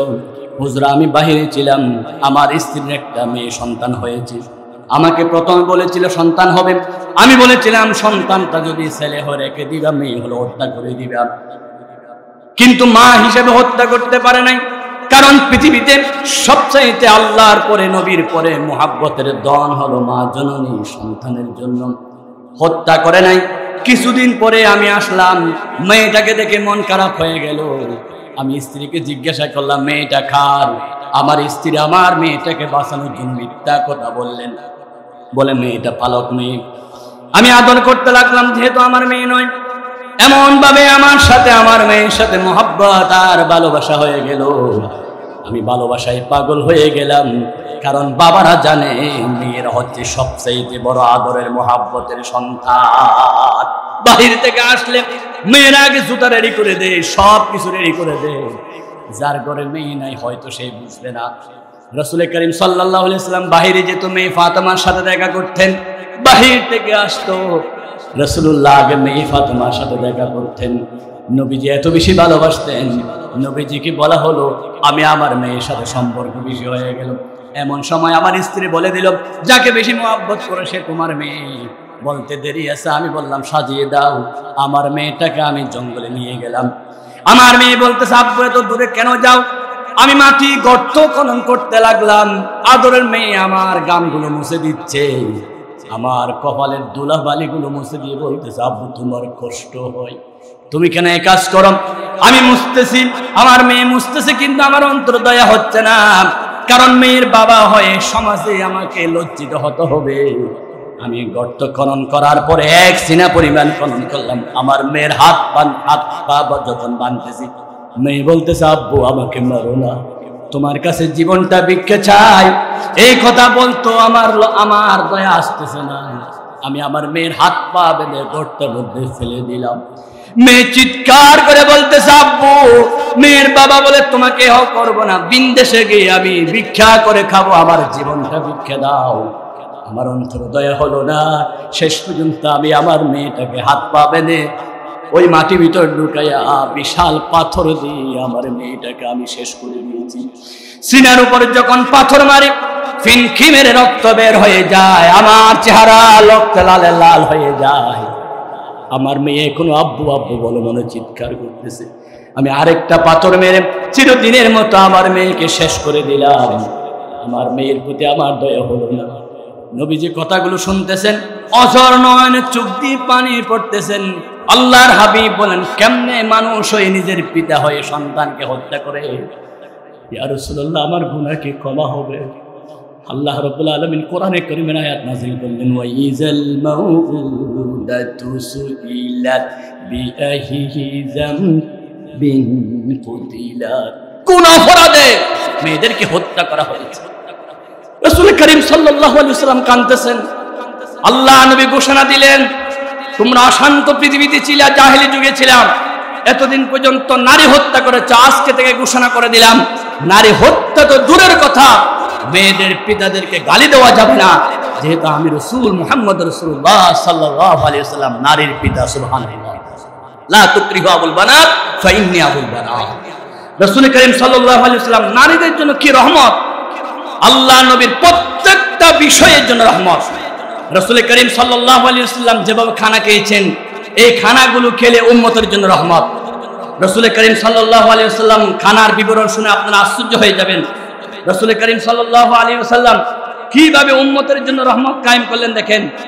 আল্লাহ নবী বলেছেন, মুমিনরা খানা খায় এক পেটে, কাফেররা খানা খায় 7 পেটে। অর্থাৎ মুমিনরা যদি খানা কম খায়, আপনার জন্য বাজেট আছে, মনে করুন 500 কেজি, আপনি যদি বেশি বেশি খান, আপনি 30 বছরে 500 কেজি খেয়ে ফেললেন, খানা শেষ। কিন্তু হায়াতের বাজেট আছে 60 বছর, 20 বছর আপনি বিছানায় শুয়ে থাকবেন, খানার দিকে দেখে থাকবেন, কারণ আপনার জন্য বাজেট যেটা ছিল সেটা শেষ করে ফেলছে।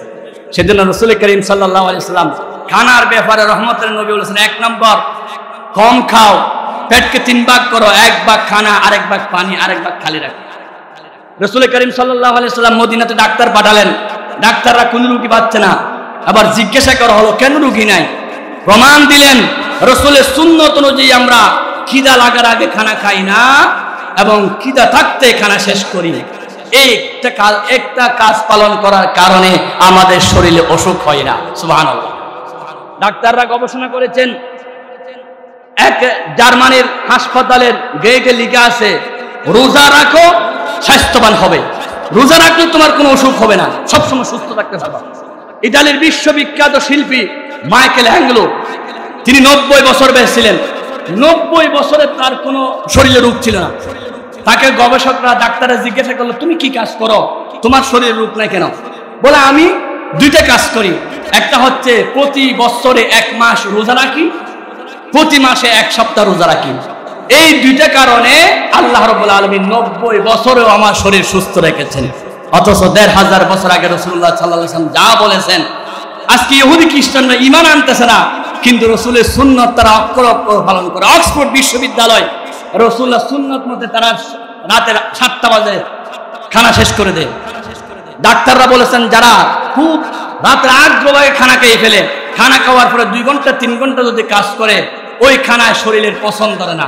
আমাদের দেশের লোকেরা রাতে 3টায় ঘুমায়, 1টা বাজে খাবার খায়, খেয়ে যখন ঘুমায় সেই খাবারগুলো পছন্দ ধরে। রাসূল করিম সাল্লাল্লাহু আলাইহি ওয়াসাল্লাম বলেছেন তোমরা সবসময় পরিষ্কার পরিচ্ছন্ন থাকো। রাসূলের রহমতের নীতি অনুসরণ করার কারণে করোনা ভাইরাসে হাজার হাজার বিধর্মীরা মরেছেন, মুসলমানদের তেমন ক্ষতি হয় নাই। ডাক্তাররা গবেষণা করেছেন করোনার 1 নম্বর ওষুধ হচ্ছে পরিষ্কার থাকা। রাসূলুল্লাহ ১৫০০ বছর আগে রহমতের নবী পরিষ্কার থাকার জন্য 5 ওয়াক্ত নামাজের হাত ধোয়া বাধ্যতামূলক করে দিলেন। সুবহানাল্লাহ। রাসূলুল্লাহ সাল্লাল্লাহু আলাইহি ওয়াসাল্লাম পানির বিশুদ্ধতার জন্য বলেন লবণ, রং, গন্ধ, স্বাদ 3টা জিনিস যদি ঠিক থাকে ওই পানি ঠিক। আজকে বিজ্ঞানীরা গবেষণা করে বলেছেন পানি বিশুদ্ধ হওয়া, তারা বলেছেন বিশুদ্ধ হওয়া। রাসূল বলেছেন আমি নবী আমার উম্মতের পানি বিশুদ্ধতার জন্য 3টা রং 3টা জিনিস বাধ্যতামূলক করে দিয়েছি। পানির ক্ষেত্রে রাসূলুল্লাহ রহমত বলেন সুবহানাল্লাহ।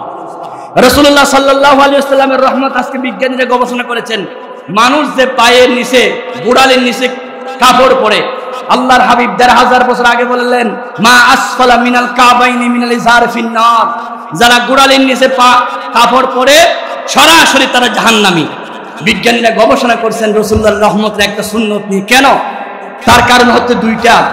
গোড়ালির নিচে চুলগিরার নিচে যদি কাপড় পরে, প্যান্ট পরে, লুঙ্গি পরে, 1 নম্বর হচ্ছে রাস্তার ময়লাগুলো আপনার কাপড়ে বাসবে, সেই ময়লাগুলো দিয়ে জীবাণুগুলো আপনার শরীরে যাবে। রহমতের নবী উম্মতের গায়ে ময়লা বাসবে সহ্য করতে পারে নাই। রহমতের নবী উম্মতের পায়ের নিচ দিয়ে গোড়ালি দিয়ে ময়লা বেছে বেছে জীবাণু শরীরে ঢুকবে, আমার উম্মত কষ্ট হবে। সেই কষ্ট পাওয়ার নবী উম্মতের জন্য রহমত হিসাবে বললেন তোমরা কাপড় পরো চুলগিরার উপরে। এরপরে যদি চুলগিরার উপরে কাপড় পরা রাসূলের বিধান না মানো, মনে করতে হবে তুমি জাহান্নামে যাবা। এত ভয়ঙ্কর শাস্তির কথা বলে উম্মতকে বাঁচানোর জন্য কাজটা করলেন। কেমন রহমতের নবী বলুন সুবহানাল্লাহ। দুনিয়ার প্রত্যেকটা বিষয় আমি আগে বলেছি, আটলান্টিক মহাসমুদ্রের পানি থেকে 1 আঙ্গুলের একটু পরিমাণ পানির কথা আলোচনা করতে পারবো। রাসূলুল্লাহ সাল্লাল্লাহু আলাইহি ওয়াসাল্লাম শুধু দুনিয়ার জীবনে রহমত নয়, এবার কবরের জীবনে দেখেন ওই কবরস্থানে যাওয়ার সাথে সাথে আপনাকে বলবেন বিসমিল্লাহি ওয়া আলা মিল্লাতি রাসূলিল্লাহ, আল্লাহ রাসূলের নাম দিয়ে আপনাকে কবরে ঢুকাইয়া দেওয়া হবে। সেখানে আপনার নেতার নামে দেওয়া হবে না, সেখানে আপনার নেত্রীর নামে দেওয়া হবে না, কারণ আপনার নেতা এবং নেত্রী আপনাকে ব্যবহার করে 17-18 বছর ক্ষমতায় ছিল, যখন বিপদে পড়বে কর্মীকে ফেলে পালাইয়া যায়। কিন্তু আমার নবী এমন নেতা উম্মতকে ফেলে চলে যাবে না, কবরস্থানে নবীর নামে আপনাকে কবরস্থানে দেওয়া হবে। তাফসীরের মধ্যে আসে ওই কবরস্থানে দেওয়ার সাথে সাথে উম্মতকে 3টা প্রশ্ন করা হবে। 1 নম্বর প্রশ্ন মার রব্বুকা, তোমার রবকে। 2 নম্বর মা দীনুকা, তোমার দিন কি। 3 নম্বর বলবে ওমান নবিয়ুকা, তোমার নবীকে।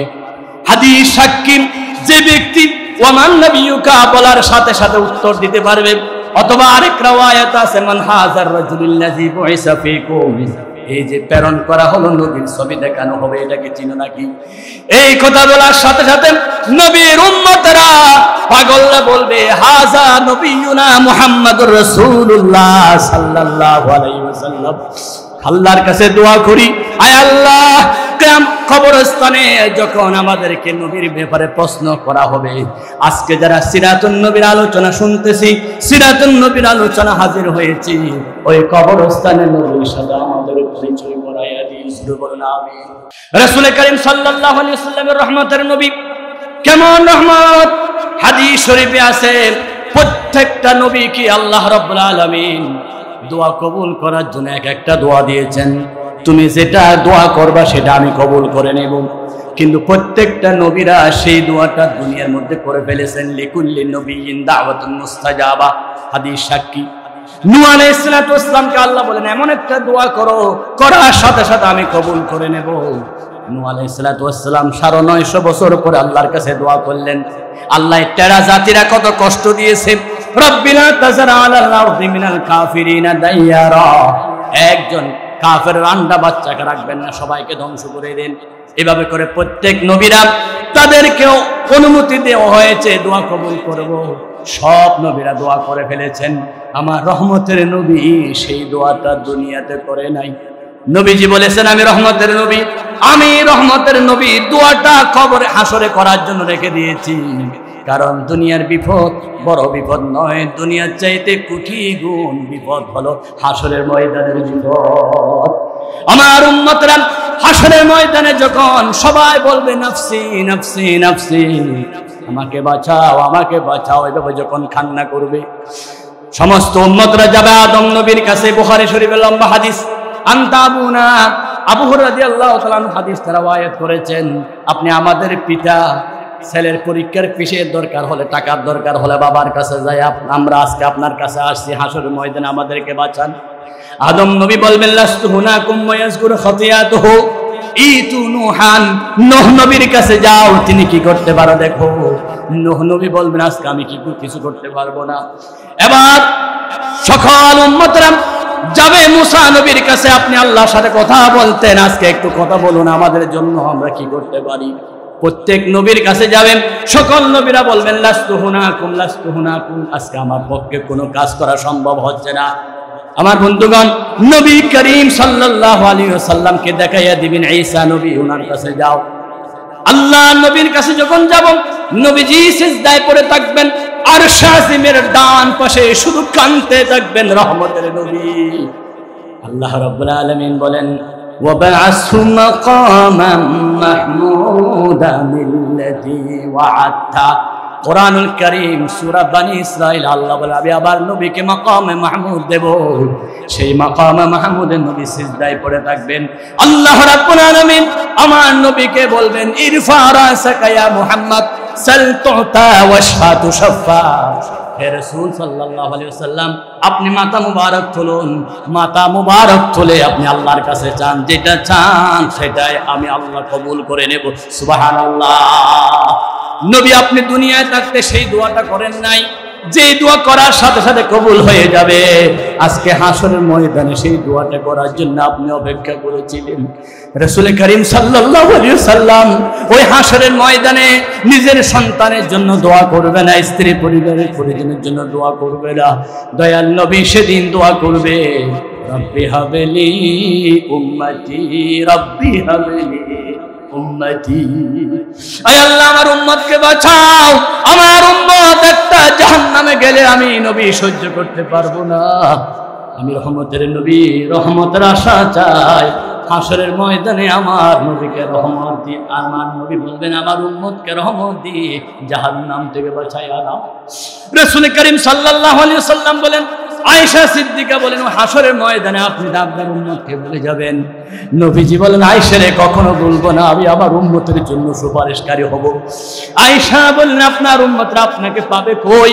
রাসূল বললেন এক দৌড়ে জাহান্নামের দরজায়, আরেক দৌড়ে ফুলসিরাতের দরজায়, আরেক দৌড়ে মিজানের ওজন যেখানে দেওয়া হয় সেখানে আমি রাসূল দাঁড়িয়ে থাকবো। আমার কোন উম্মত জাহান্নামে ঢুকে কিনা, আমার কোন উম্মত ফুলসিরাতে পড়ে যায় কিনা, আমার কোন উম্মত ওজনের পাল্লায় হালকা হয়ে জাহান্নামে যায় কিনা, আমি নবী দৌড়তে থাকবো আবার উম্মতকে বাঁচানোর জন্য পাগলের মতো হয়ে যাব। বলুন আল্লাহু আকবার। নবীজি কাঁদতে থাকবেন। কবি বলেন पहाड़ी पड़ जाएंगे जमी पर जलजला होगा, मोहम्मद तख्ता पर होगा, अदालत पर खुदा होगा। रसूल करीम सल्लल्लाहु अलैहि वसल्लम যখন নাকি হাসরের ময়দানে কাঁদতে কাঁদতে পাগল হয়ে যাবে শুধু উম্মতের চিন্তায়, আল্লাহ রাসূল বলে একটা উম্মত জাহান্নামে যাবে, আমি রাসূলের চোখের পানি বন্ধ হবে না, সবাইকে জাহান্নাম থেকে মুক্ত করার জন্য নবী পাগল হয়ে যাবেন। এর চাইতে রহমতের নবী আর কিছু হতে পারে? রাহমাতুল লিল খালকি মুহদাতুল লাহুম তাশমালুল কুল্লি আলা কদরিল আমাল। আল্লাহু আকবার, আল্লাহু আকবার। রাসূল করিম সাল্লাল্লাহু আলাইহি ওয়াসাল্লাম দুনিয়ার জীবনে যে রহমত দেখালেন, তায়েফের ময়দানে রাসূলকে পাথর মারতে মারতে শেষ করে দিল। জিবরাইল এসে বলেন হুজুর আল্লাহর কাছে দোয়া করেন, এখনই এই পাহাড়টা তায়েফবাসীর উপর ঢেলে দেওয়া হবে।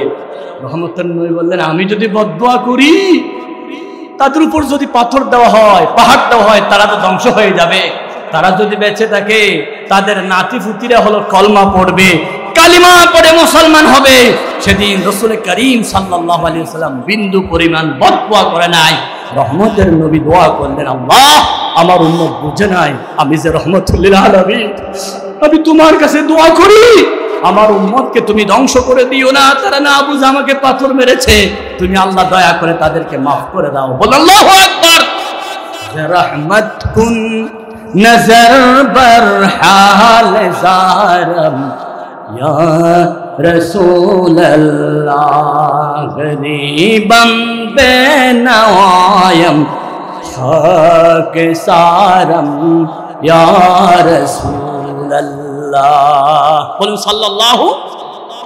রাসূল করিম সাল্লাল্লাহু আলাইহি ওয়াসাল্লামকে সবচেয়ে বেশি কষ্ট দিলেন আব্দুল্লাহ বিন উবাই, মুনাফিকের সর্দার। যার চাইতে বড় মুনাফিক আর কিছু ছিল না। উহুদের ময়দানে 1000 সাহাবী নিয়ে রাসূল যুদ্ধে গেলেন, সেখান থেকে 300 জনকে নিয়ে আসলেন আব্দুল্লাহ বিন উবাই। আব্দুল্লাহ বিন উবাই যখন মারা গেলেন, ছেলে আব্দুল্লাহ গিয়ে বলেন, ইয়া রাসূলুল্লাহ, আপনাকে আমার আব্বা বেশি কষ্ট দিয়েছে, আপনাকে ঘুমাতে দেয় নাই, বসতে দেয় নাই, থাকতে দেয় নাই, সবসময় কষ্ট দিয়েছে। আপনার স্ত্রীর জন্য ভালো একটা বিশাল অভিযোগ দিয়েছে, আপনার চোখের পানি ঝরেছে। আপনি জানেন আমার আব্বা ইন্তেকাল করেছেন, আমার দুইটা আবদার, একটা হলো আপনার জুব্বা দিয়ে আমার আব্বা কাফন দিতে হবে, 2 নাম্বার আমার আব্বার জানাজা আপনাকে পড়াইতে হবে।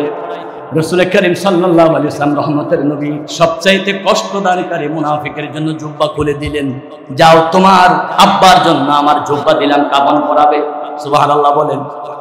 রাসূলুল্লাহ জানাজা পড়াতে যাচ্ছেন, হযরত ওমর রাদিয়াল্লাহু তাআলা টান ধরেন, না জানাজা পড়াতে দেব না এই মুনাফিকের, কারণ আপনি যদি জানাজা পড়ান তাহলে সবাই মুনাফিককে ভালো বলবেন। রাসূল জানাজা পড়াতে যায়, ওমর যেতে দেয় না। একবার দুবার এভাবে হতে হতে আল্লাহ রাব্বুল আলামিন কোরআন আয়াত নাযিল করলেন, ওয়ালা তুসাল্লি আলা আহাদিন মিনহুম মাতা আবাদা ওয়ালা তাকুম আলা কবরি। আল্লাহু আকবার বলেন। রাসূল করিম সাল্লাল্লাহু আলাইহি ওয়াসাল্লাম তার জন্য দোয়া করতে চাইলেন। আল্লাহ রাব্বুল আলামিন বলেন, ইস্তাগফির লাহুম আও লা তাস্তাগফির লাহুম ইন তাস্তাগফির লাহুম 70 মাররা। নবীরে, আপনি মুনাফিকের জন্য দোয়া করবেন না, আপনি যদি 70 বার দোয়া করেন আমি কবুল করব না।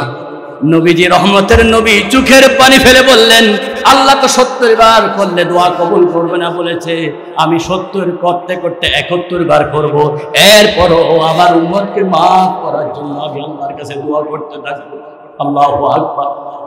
রাসূল করিম সাল্লাল্লাহু আলাইহি ওয়াসাল্লাম হাত নামান না, ওমর রাদিয়াল্লাহু তাআলা টান ধরলেন।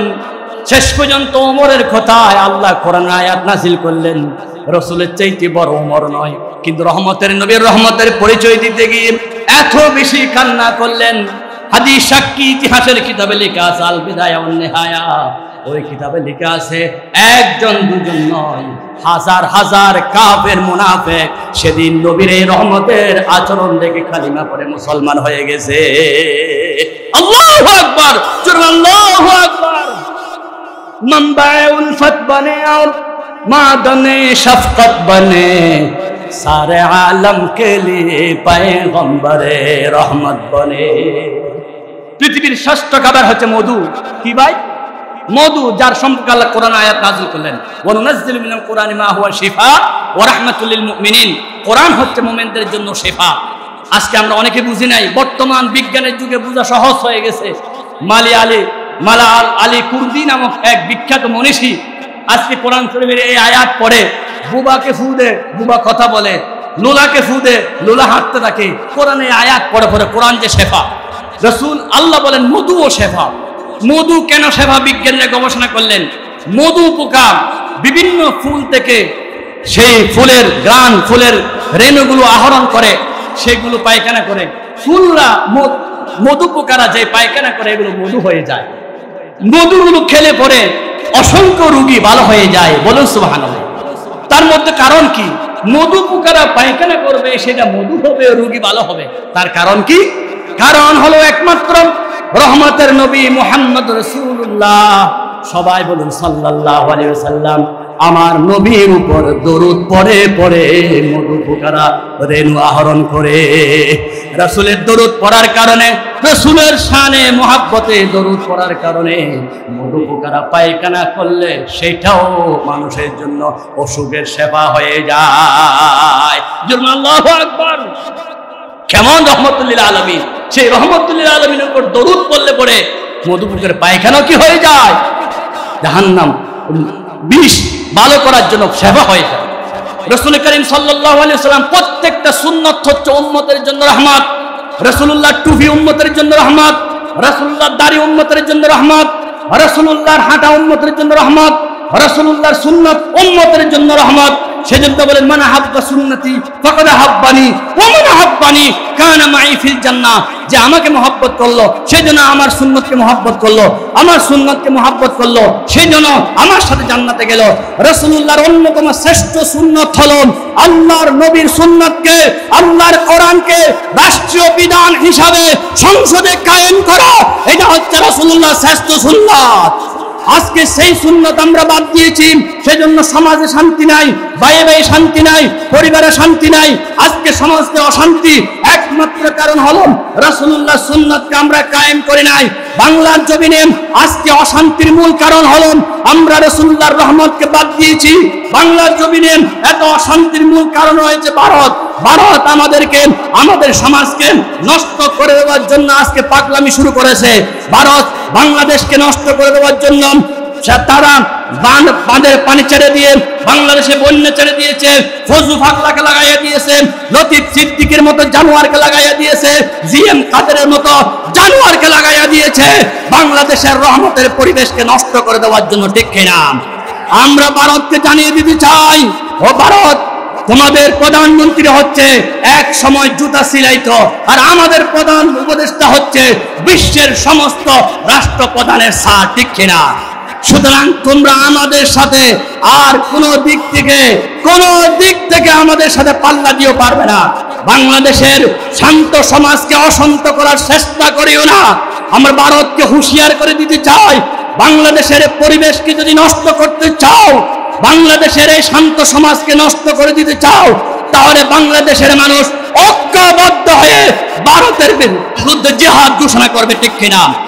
নামাজ পড়া যেমন ইবাদত, রোজা রাখা যেমন ইবাদত, হজ করা যেমন ইবাদত, ভারতের বিরুদ্ধে জিহাদ ঘোষণা করা ইবাদত। রাসূলুল্লাহ বলেছেন ভারতের বিরুদ্ধে যারা জিহাদে অংশগ্রহণ করবে তারা সোজা জান্নাতে চলে যাবে। ঠিক কিনা? আজকে বাংলাদেশে যে পরিকল্পনা সৃষ্টি হচ্ছে সবগুলো হচ্ছে ভারতের পরিকল্পনা। মানুষ বিপদে পড়লে পড়ে বিপদের দোয়া ইউনূস, আর বাংলাদেশের মানুষের বিপদের দোয়া হচ্ছে ডক্টর ইউনূস। ঠিক কিনা বলেন? আমরা ডক্টর ইউনূসের মাধ্যমে জানিয়ে দিতে চাই, ভারত তোমরা 41টা চুক্তি করেছো বাংলাদেশকে ক্ষতি করার জন্য। তোমাদের সাথে দালালি করার কারণে আমরা জালেম সরকারকে ক্ষমা করি না। ঠিক কিনা? তোমাদেরকে খুশি করার জন্য আল্লামা সাঈদীকে শহীদ হতে হয়েছে, তোমাদেরকে খুশি করার জন্য বাংলাদেশে শাপলা চত্বর আলেমদের উপর হামলা করা হয়েছে, তোমাদেরকে খুশি করার জন্য আয়নাগর নির্মাণ করা হয়েছে। ভারতকে খুশি করার জন্য জিএম কাদের সেখানে গিয়ে পরামর্শ করে আসছে। আমরা আজকের সিরাতুন নবীর মাহফিলে রাহমাতুল লিল আলামিনের বিষয়ে বক্তব্য দিতে গিয়ে শেষ বক্তব্য হলো এটাই, ভারতের সাথে আমাদের কোন ধরনের সম্পর্ক থাকতে পারে না। যারা ভারতের দালালি করতে চায় নতুন করে, তাদেরকে বাংলাদেশের মানুষ লাল কার্ড দেখাইয়া দিবে। ঠিক কিনা? আমাদের দেশে শান্তি পাওয়ার জন্য ভারত দরকার নাই, রাহমাতুল লিল আলামিনের সুন্নতে হচ্ছে বাংলাদেশের টেকনাফ থেকে তেতুলিয়া, রূপসা থেকে পাতুরিয়া, সবখানে বাংলাদেশে ইউনিয়ন পরিষদ থেকে শুরু করে বঙ্গভবন পর্যন্ত সব জায়গায় আমরা রাসূলের সুন্নাত কায়েম করতে চাই। আমরা এই জমিনে কমিউনিজমের শাসন দেখেছি, আমরা এই জমিনে ন্যাশনালিজমের শাসন দেখেছি, ধর্মনিরপেক্ষ মতবাদের শাসন দেখেছি, আমরা এই জমিনে বাবার শাসন দেখেছি, স্ত্রীর শাসন দেখেছি, স্বামীর শাসন দেখেছি, ভাইয়ের শাসন দেখেছি, কন্যার শাসন দেখেছি, সব দেখা শেষ। এবার হচ্ছে রাহমাতুল লিল আলামিনের বাংলাদেশ, এবার হচ্ছে আল কোরআনের বাংলাদেশ। এই বাংলার জমিনে কোরআনই বিপ্লব করতে চাই। আপনারা আমাদেরকে আলেমদেরকে নামাজের ইমাম বানেন, ইমাম সাহেব রুকুতে গেলেন, ইমামের আগে মাথা তুলেন না, ইমামের আগে সেজদা থেকে মাথা তুলেন না।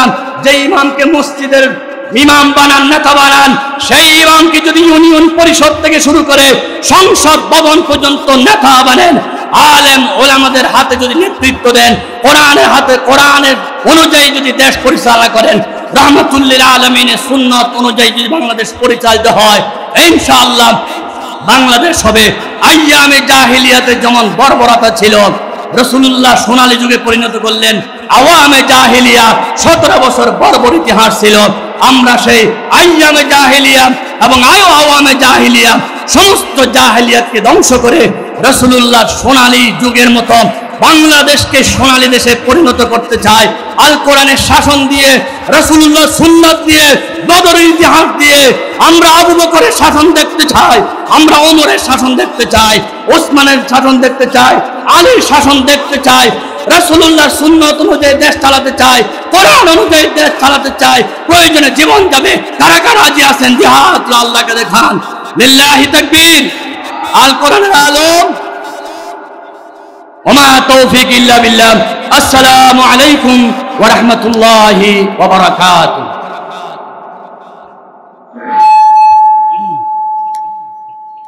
আলহামদুলিল্লাহ, মাগরিব নামাজের পর পর্যন্ত